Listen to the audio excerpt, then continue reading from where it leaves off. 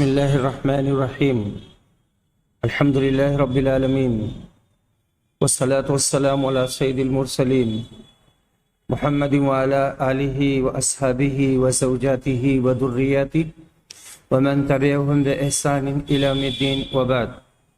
ناظرین السلام علیکم ورحمۃ اللہ وبرکاتہ۔ ہماری بات چل رہی تھی غلو کے اسباب کے سلسلے میں۔ اب ہم شروع کر رہے ہیں انبیاء کی بابت یہود و نصارہ کا غلو۔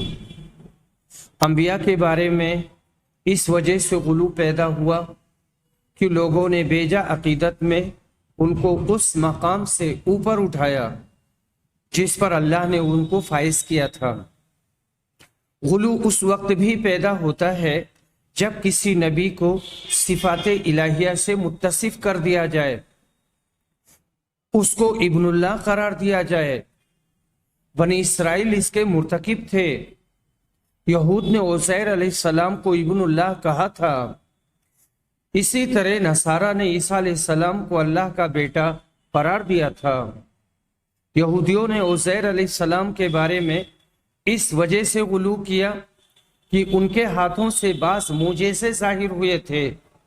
وہ معجزہ یہ تھا کہ انہوں نے توریت کو اپنے حافظہ سے لکھ دیا تھا، جبکہ اللہ نے اسے یہودیوں کی دلوں سے مٹا دیا تھا۔ اسی طرح عزیر کے 100 سال تک مرے رہنے کے بعد اللہ نے ان کو زندہ کر دیا تھا۔ جب ان لوگوں کی عقل اللہ کے فعل، اس کی قدرت اور بشر کی محدود قدرت کے درمیان فرق نہ کر سکی تو عزیر کی نسبت اللہ کی طرف کر دی اور کہا کہ اللہ کے بیٹے ہیں۔ ان عزیر ابن اللہ کے سلسلے میں حضرت ابن عباس کہتے ہیں، ان لوگوں نے یہ بات کہی کیونکہ انہوں نے جب باطل پر عمل کیا تو اللہ نے توریت کو ان کے دلوں سے مٹا دیا۔ عزیر نے اللہ سے دعا کی، اللہ نے ان کے دل میں محو شدہ توریت کو واپس کر دیا۔ محو شدہ یعنی جو مٹ چکا تھا۔ آسمان سے ایک نور اترا اور ان کے پیٹ میں داخل ہو گیا۔ انہوں نے اپنی قوم میں اعلان کیا اور کہا کہ اللہ نے مجھے توریت دیا ہے۔ لوگوں نے کہا کہ ان کو توریت اس وجہ سے دیا ہے کہ یہ اللہ کے بیٹے ہیں۔ حضرت ابن عباس ہی سے ایک دوسری روایت مروی ہے، کہتے ہیں بخت نصر جب بنی اسرائیل پر غالب ہوا تو اس نے بیت المقدس کو مسمار کر دیا، توریت پڑھنے والوں کو قتل کر دیا۔ عزیر بچے تھے اس لیے ان کو چھوڑ دیا۔ عزیر بچے تھے اس لیے ان کو چھوڑ دیا۔ ادھر بابل میں عزیر کی وفات ہو گئی۔ یہاں یہ 100 سال تک پڑے رہے۔ اللہ نے ان کو دوبارہ زندہ کر کے بنی اسرائیل کے پاس بھیجا۔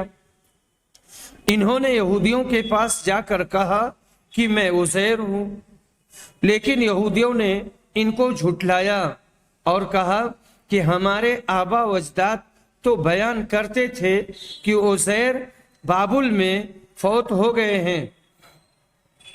اگر تم واقعی عزیر ہی ہو تو توریت املا کرواؤ۔ عزیر نے توریت لکھ کر ان کو دے دیا۔ تب ان لوگوں نے کہا کہ یہ اللہ کے بیٹے ہیں۔ زاد المسیر فی علم تفسیر ابن جوزی جلد نمبر 3 صفحہ نمبر 423 424۔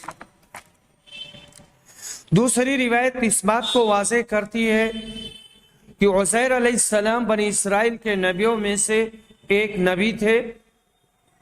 ان کا انتقال ہو گیا تھا۔ 100 سال کے بعد اللہ نے ان کو دوبارہ زندہ کیا، جیسے کہ اس کی تفسیر سورہ بقرہ کی اس آیت میں آئی ہے، او کالذی مر علی قریہ وہی خاویۃ علی عروشها قال انا یحیی هذه اللہ بعد موتها فاماته اللہ 100 عام ثم بعثه قال کم لبثت قال لبثت يوما او بعد يوم قال بل لبثت 100 عام فانظر الى طعامك وشرابك لم يتسنه وانظر الى حمارك ولنجعلك آية للناس وانظر الى العظام كيف ننشزها ثم نكسوها لحما فلما تبين له قال اعلم ان الله على كل شيء قدیر۔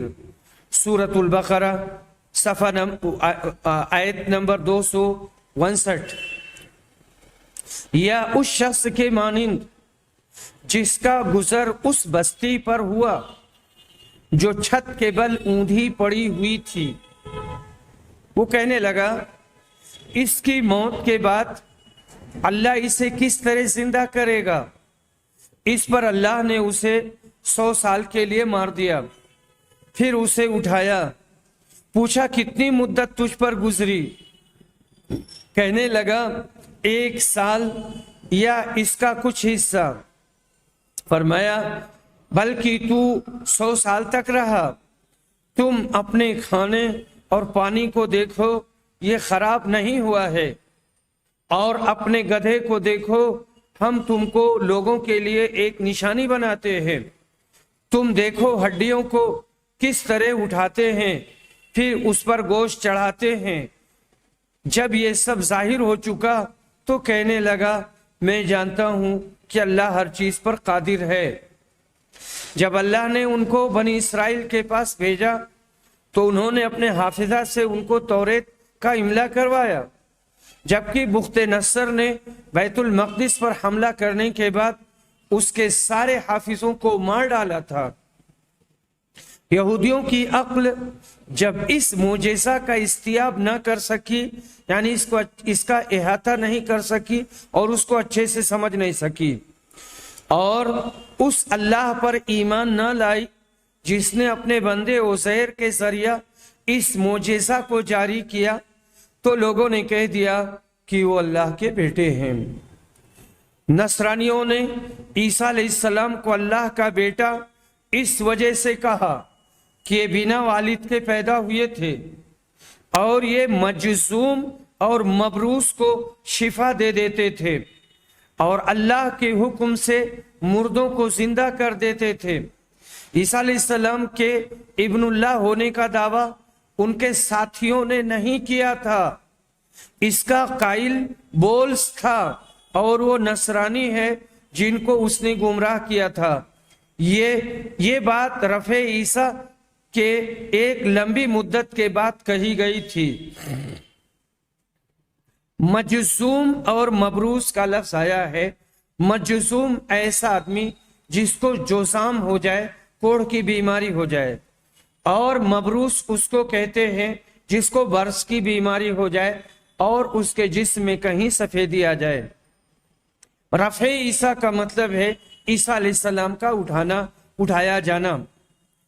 اس نے اپنے اس قول عیسیٰ ابن اللہ کے ذریعہ، یعنی بولس نے، اس نے اپنے اس قول عیسیٰ ابن اللہ کے ذریعہ نصرانیوں کو فریب دیا، ان کو دھوکہ دیا، اور یہ لوگ مشرک ہو گئے۔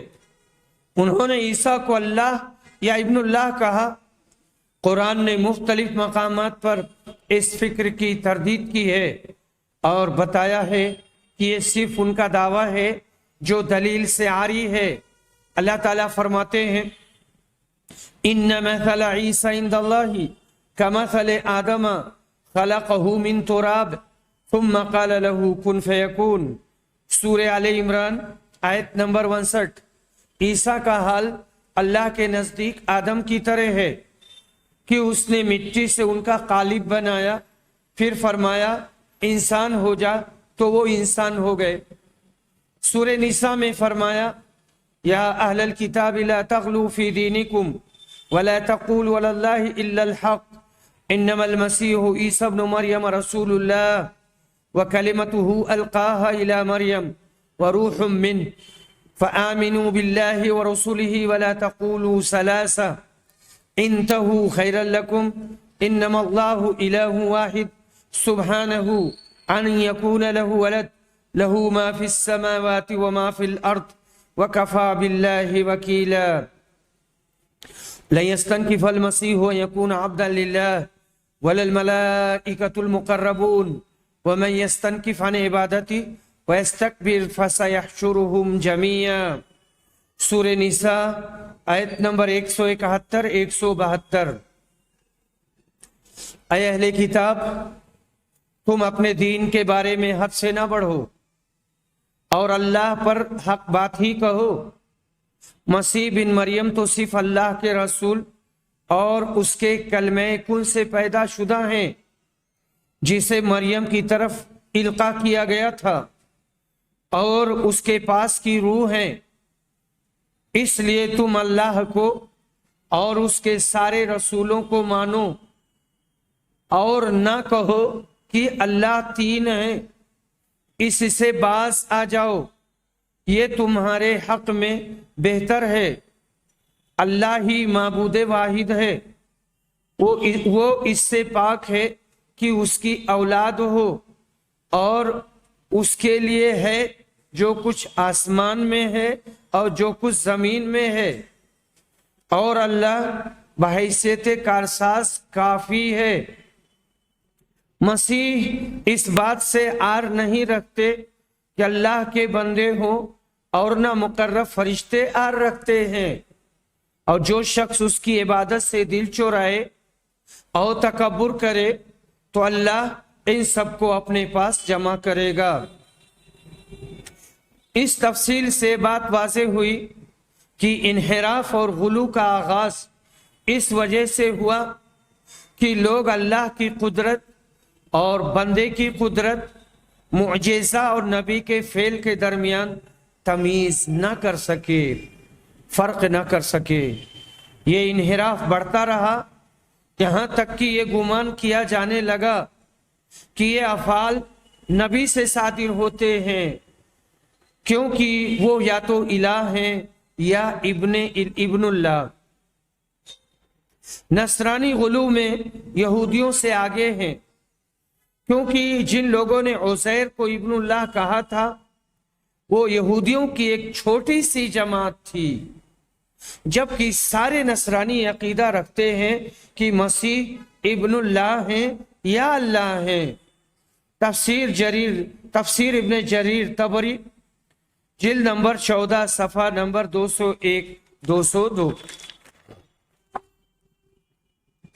अल्लाह ने अहले किताब को गुलू से रोका है, तो हम मुसलमानों के लिए भी इसमें इस बात की ममानियत है कि अंबिया और सालिहीन के बारे में यहूदो नसारा के गुलू आमेज मौक़िफ़ को अपनाएं और हम भी वैसे ही गुमराह हो जाएं जैसे वो गुमराह हुए थे।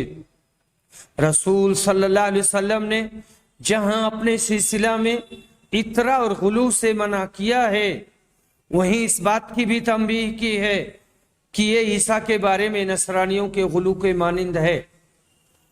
रसूल अकरम ने फरमाया, तुम मेरे बारे में गुलू ना करना जैसे नसरानियों ने इब्ने मरियम के बारे में किया था। मैं उसका बंदा हूं, इसलिए तुम लोग कहो अल्लाह के बंदे और उसके रसूल। सही बुखारी जिल्द नंबर 4 सफ़ा नंबर 204। इस ताकीद के बावजूद इस उम्मत की एक जमात खास तौर से जुनूब एशिया में रसूल की ज़ात की बाबत जबरदस्त गुलू का शिकार है। अल्लाह उनको हिदायत दे। ज़ात रसूल सल्लल्लाहु अलैहि वसल्लम में शियों का गुलू। उम्मत का इस बात पर इत्तेफाक है कि अल्लाह के सारे रसूल बशर थे और जिस कौम की तरफ उनको भेजा जाता था उन्हीं में से ये होते थे, ताकि एक दूसरे को आसानी से समझ सकें और इफ़हाम व तफ़हीम में कोई दिक्कत और परेशानी ना हो। इफ़हाम व तफ़हीम यानी समझने और समझाने में। आखिरी नबी हज़रत मोहम्मद सल्लल्लाहु अलैहि वसल्लम भी बशर थे। अल्लाह की जानिब से आपकी तरफ वही की जाती थी। रसूल के बशर होने से उनकी शख्सियत मजरूह नहीं होती और न ही ये गुस्ताखी है। नबी की बशरियत सूरज की तरह आया है। इसके बावजूद इस्लाम की तरफ निस्बत करने वाली बाज़ जमातों ने اس حد تک غلو کیا ہے کہ آپ کو بشریت کے حدود سے خارج کر دیا۔ شخصیات کے باب میں شیعوں نے غلو کا دروازہ کھولا ہے۔ انہوں نے علی اور ان کی ذریت کے بارے میں غلو کیا۔ بعض شیعہ علی اور ان کی ذریت کو معصوم مانتے ہیں اور کچھ دوسرے حضرت علی کو نبی مانتے تھے۔ بعض شیعوں نے اس حد تک غلو کیا کہ ان کو الہ قرار دیا اور اس بات کا دعویٰ کیا کہ اللہ کی روح ان میں اور ان کی ذریت کے ائمہ میں حلول کیے ہوئے ہے، یعنی داخل ہے۔ مقالات الاسلامین ابو الحسن اشعری صفحہ نمبر 5۔ حضرت علی رسول صلی اللہ علیہ وسلم کے چچا زاد بھائی، آپ کے داماد اور شیعوں کے مطابق آپ کے وصی اور خلیفہ تھے، تو فطری بات تھی کہ غلو کا آغاز رسول صلی اللہ علیہ وسلم سے ہو اور یہ سلسلہ حضرت علی رضی اللہ عنہ اور آپ کی ذریت کے ائمہ تک پہنچے۔ اسی لیے غالی شیعوں کا یہ عقیدہ ہے کہ رسول کا وجود ازلی اور دنیا کی تخلیق پر مقدم ہے اور آپ کو نور سے پیدا کیا گیا ہے۔ ابو جعفر کلینی نے غلط طریقے سے جعفر صادق کی طرف منسوب کر دیا ہے کہ انہوں نے کہا تھا کہ رسول کا وجود ازلی ہے۔ اسے صوفیہ الحقیقت المحمدیہ یا النور المحمدی کہتے ہیں۔ شیعی روایت کے مطابق جعفر صادق کے الفاظ اس طرح ہیں: ہم اللہ کے پاس تھے، ہمارے علاوہ اس کے پاس کوئی نہ تھا، نہ تو فرشتہ اور نہ کوئی دوسرا۔ پھر اللہ کے من میں آیا تو اس نے آسمان اور زمین کی تخلیق کی، اللہ نے ان کو بنایا اور ہم اس کے سامنے تھے۔ الفلسفۃ الصوفیہ فی الاسلام ڈاکٹر عبد القادر محمد، صفحہ نمبر 569 اور 580۔ ابو الحسن اشعری مقالات الاسلامیین میں غالی شیعوں کے 15ویں قسم کے بارے میں لکھتے ہیں کہ ان کا یہ عقیدہ ہے کہ اللہ نے سارے امور کو محمد صلی اللہ علیہ وسلم کے حوالے کر دیا تھا اور ان کو دنیا کی تخلیق پر قادر بنایا۔ انہوں نے دنیا کی تخلیق کی، انہوں نے یعنی محمد صلی اللہ علیہ وسلم نے، ان کے کہنے کے مطابق انہوں نے دنیا کی تخلیق کی، اللہ نے اس میں کسی چیز کو نہیں بنایا ہے۔ ان میں سے بہتوں کے یہاں یہ عقیدہ حضرت علی کے بارے میں ہے۔ مقالات الاسلامین ابو الحسن اشعری صفحہ نمبر 16۔ ذات رسول میں صوفیہ کا غلو۔ شیعوں نے حضرت علی اور ان کی ذریت کے بارے میں غلو کا دروازہ کھولا تھا، لیکن یہ بیماری صوفیہ کے یہاں بھی منتقل ہو گئی۔ بہت سے افکار میں دونوں میں مشابہت پائی جاتی ہے۔ شیعہ نے حضرت علی اور ان کی ذریت کے ائمہ میں غلو کیا ہے۔ صوفیہ ذات رسول اور آپ کے بعد اولیاء میں غلو کرتے ہیں۔ شیعوں میں ایسے لوگ پائے جاتے ہیں جن کا یہ دعویٰ ہے کہ اللہ کی روح محمد صلی اللہ علیہ وسلم، علی اور پھر ان کی اولاد میں حلول کیے ہوئے ہے۔ صوفیہ میں بھی اس فکر کے حامل پائے جاتے ہیں، جیسے حلاج وغیرہ۔ غالی اور سبائی فرقہ کے شیعہ یہودی، مجوسی، کرامتی، اسماعیلی، مصری فلسفہ اور اخوان الصفا کے رسائل سے متاثر تھے۔ یہ لوگ صوفیوں تک ان باطل افکار و عقائد کے منتقل کرنے کا اہم ذریعہ ہیں۔ الفلسفۃ الصوفیہ فی الاسلام صفحہ نمبر 577۔ ابن خلدون وحدت الوجود اور اس کے متعلقات کی بحث میں تشیع اور تصوف کے درمیان تعلقات کے بارے میں رقم تراز ہیں۔ ان کے اسلاف متاخرین روافظ میں سے اسماعیلیوں سے گھلے ملے تھے۔ جو حلول اور ائمہ کی الوہیت کا عقیدہ رکھتے تھے، یہ عقیدہ سابقہ رافضیوں میں نہیں پایا جاتا تھا، اس لیے ہر فریق کے دل میں دوسرے فریق کے عقائد رچ بس گئے، رائیں مل گئیں اور عقیدے ایک ہی رنگ میں ڈھل گئے۔ صوفیہ کی تحریروں میں کتب بھی آنے لگا۔ کتب کے معنی سردار کے ہیں۔ ان لوگوں کا گمان ہے کہ معرفت میں کتب کے برابر کوئی نہیں ہوتا، جب تک کہ حق تعالی اسے اپنے پاس نہ بلا لے اور اس کا وارث کسی ولی اللہ کو نہ بنا دے۔ ابن سینا نے بھی اشارات میں تصوف کی فصلوں میں اس کی طرف اشارہ کیا ہے۔ اشارات ان کی کتاب ہے۔ چنانچہ وہ لکھتے ہیں کہ حق تعالی کی ذات اس سے برتر ہے کہ وہ گھسنے والے کے لیے گھاٹ بن جائے اور ہر شخص اپنے دل میں اس کی معرفت کا نور روشن کرے۔ یہ مقام یکے بعد دیگرے ایک شخص کو نصیب ہوتا ہے، لیکن اس دعوے کی نہ تو کوئی عقلی حجت ہے اور نہ نقلی۔ یہ رافضیوں کا عقیدہ ہے اور اسی کو یہ دین سمجھتے ہیں۔ صوفیہ کتب کے بعد ابدال کی ترتیب کے قائل ہیں۔ یہاں ابدال پر حاشیہ ہے اور اس کا پڑھنا ضروری ہے۔ ابدال بدل کی جمع ہے۔ ان کی تعداد کے بارے میں اختلاف ہے۔ 7، 30 اور 40 کی بات کہی گئی ہے۔ جب ان میں سے کوئی مر جاتا ہے تو اس کی جگہ پر اللہ دوسرے کو بھیجتا ہے۔ اس کی بابت حضرت علی سے ایک ضعیف اور منقطع السند حدیث وارد ہوئی ہے۔ نبی صلی اللہ علیہ وسلم نے فرمایا ہے کہ ابدال شام میں ہوں گے، ان کی تعداد 40 ہوگی۔ جب ان میں سے کوئی مر جائے گا تو اس کے بدلے اللہ دوسرے کو بھیجے گا۔ ان کے ذریعہ بارش کی دعا کی جائے گی اور دشمنوں پر فتح ہوگی اور ان کی برکت سے شام والوں سے عذاب ہٹ جائے گا۔ المسند امام احمد بن حنبل جلد نمبر 1 صفحہ نمبر 112۔ امام احمد نے ایک دوسری مرفوع روایت نقل کی ہے کہ ابراہیم خلیل الرحمن کے مثل اس امت میں 30 ابدال ہوں گے۔ جب ان میں سے ایک مر جائے گا تو اللہ اس کی جگہ پر دوسرے کو کر دے گا۔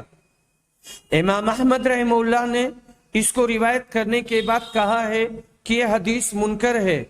المسند جلد نمبر 5 صفحہ نمبر 322۔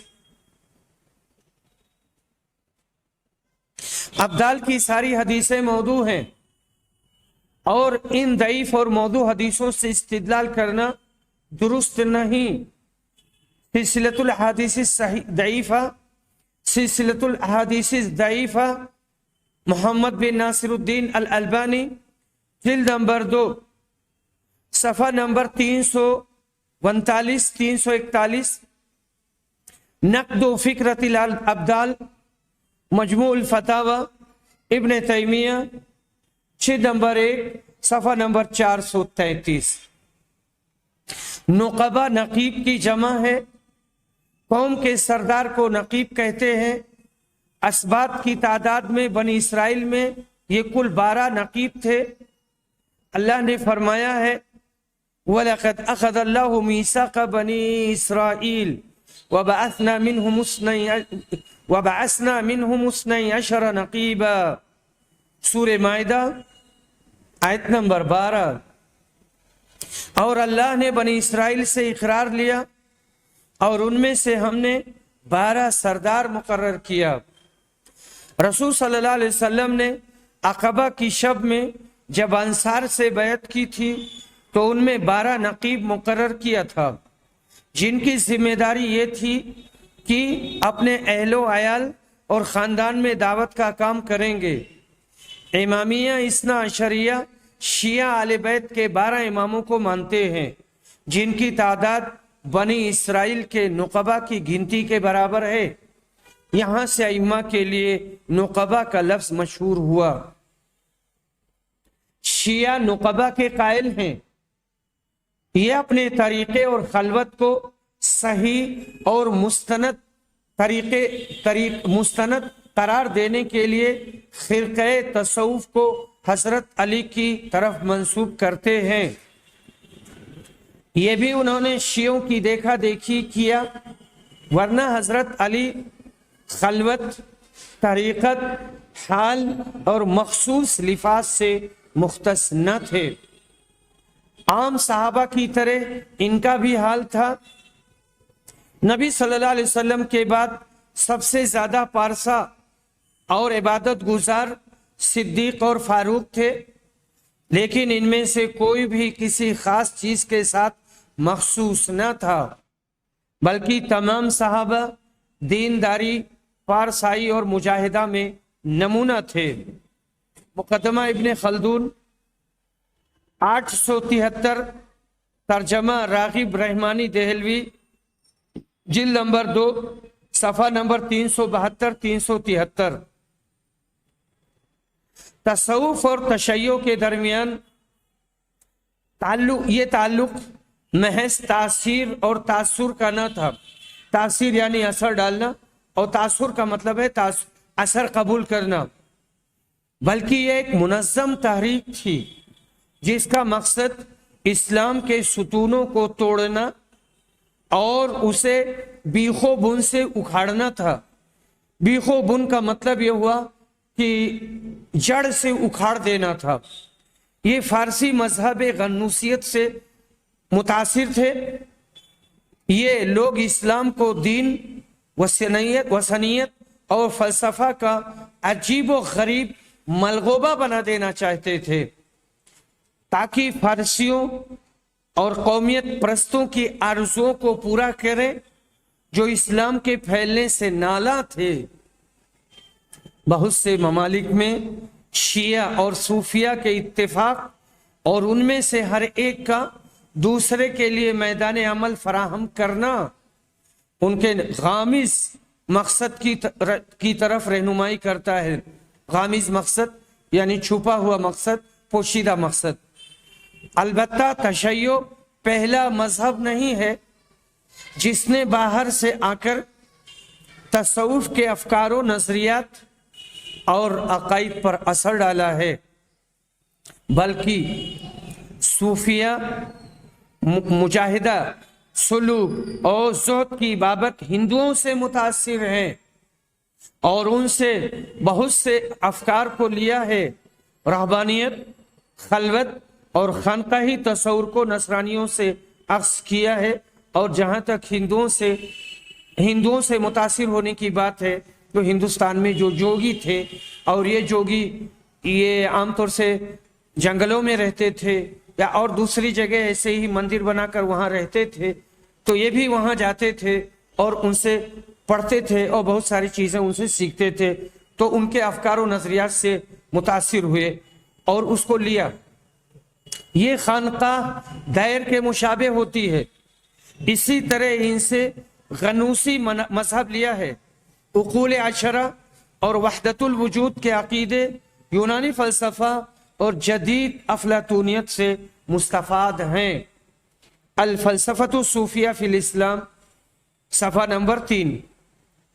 المیہ یہ ہے کہ صوفیہ نے ہر ممکنہ مصادر سے اپنے افکار و عقائد کو لیا ہے اور اسے اسلامی قالب میں ڈھالنے کی کوشش کی ہے تاکہ عوام اسے قبول کرے۔ ہمارے لیے یہاں پر جو بات اہم ہے وہ ہے صوفیہ کا رسول صلی اللہ علیہ وسلم کی بابت غلو آمیز موقف کا اپنانا۔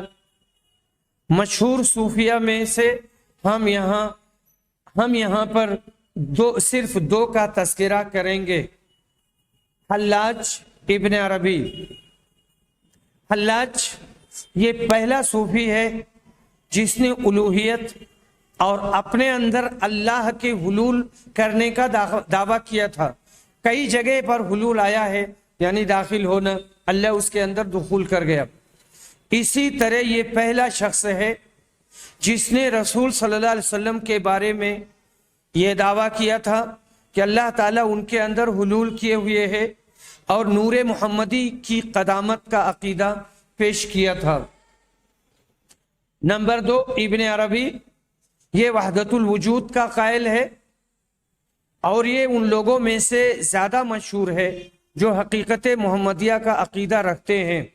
اور حقیقت محمدیہ، نور محمدی، یہ عقیدہ رکھنا کہ نبی صلی اللہ علیہ وسلم نور سے پیدا کیے گئے تھے، اور اس کے بارے میں حدیث گزر چکی ہے، اور یہ بات بھی گزر چکی ہے کہ یہ صحیح نہیں ہے، اس کا کوئی ثبوت نہیں ہے.